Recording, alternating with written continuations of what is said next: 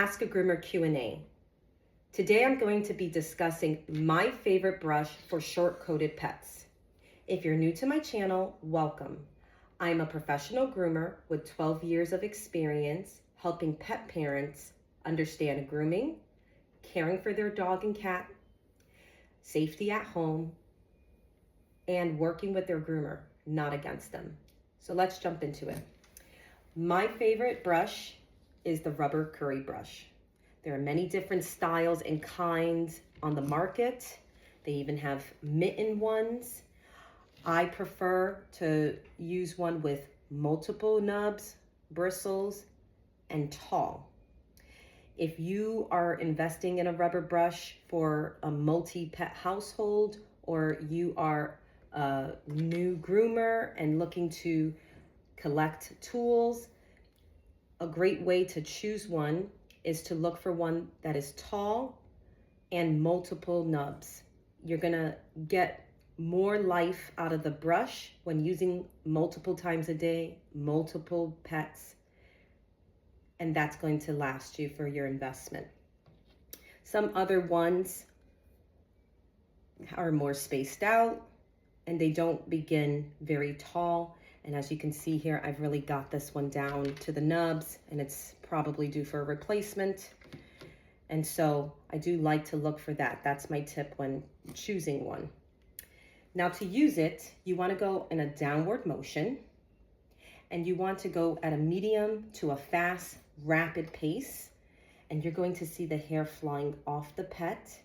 And the great thing about a rubber curry brush is it's gentle on the skin. It's only going to remove loose shedding coat. It's not going to cut the hair.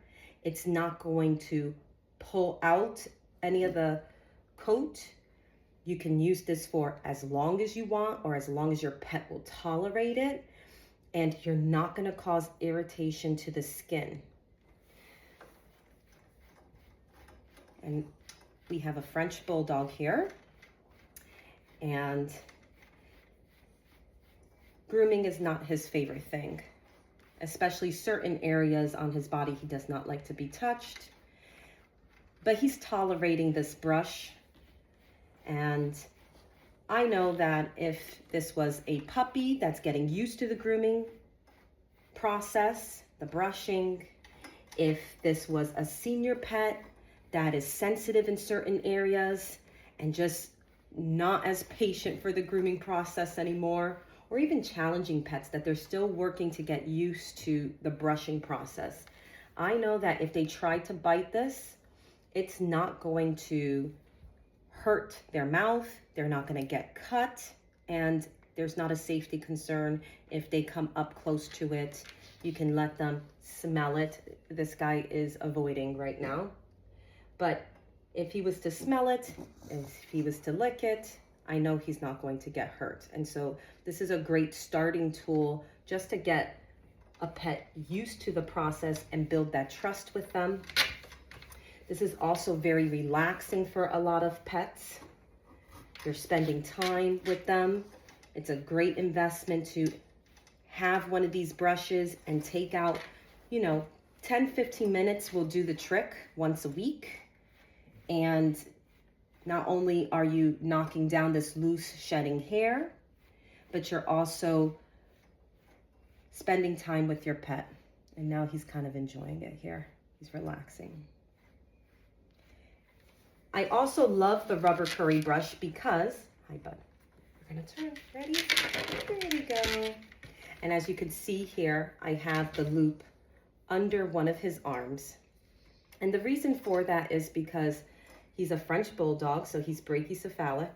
And these type of dogs, if they pull a lot on the tether, it can choke, it can hurt their neck. And so I like to put it under one arm for safety reasons and make sure that if he was being difficult, if he was trying to pull, and I'm working with him getting used to it, I know that it's not going to be injuring his neck. It's not going to be hurting him. So that's the reason for that. Now I'm going to gently lift his neck, his face, And you can see how I'm brushing. The rubber curry brush can be used in sensitive areas like the neck, the belly, armpit area, even around the hind legs, tuck up area, which is this area right in here, this loose, thin skin here.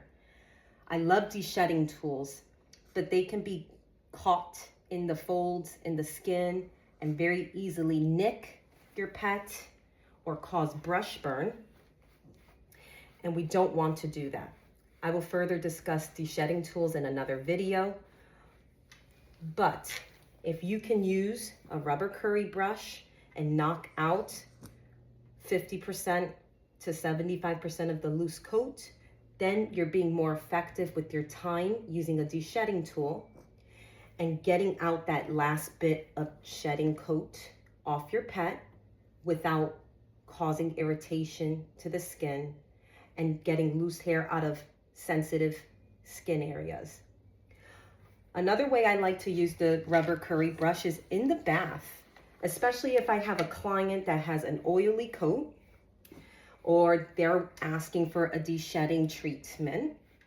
I like to take the rubber curry brush, and I've even used it on medium, thick coated breeds, double coated breeds that would require other brushes in addition to a rubber curry brush, but I would circle and massage and lather, get a nice lather with the shampoo and the conditioner on the pet and really work those hair follicles, promoting healthy growth and really getting rid of the oils that we don't want on the coat.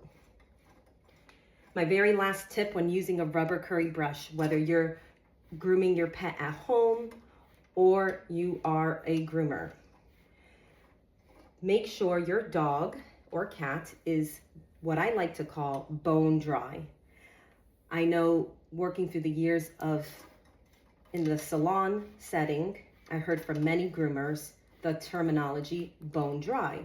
Not sure if everyone uses that in every salon, but I know in the salons that I used to work at, the word bone dry meant that the dog or cat was 100% dry. When the pet is 100% dry, when you come to do this last stage of brushing out the coat, you're going to get more results with it picking up the loose coat. If there's any kind of dampness in there, you're really not going to get the maximum benefit with a rubber curry brush. And that is my pro tip. If you found any of this information very useful, give this video a like and a thumbs up, and we will see you next time.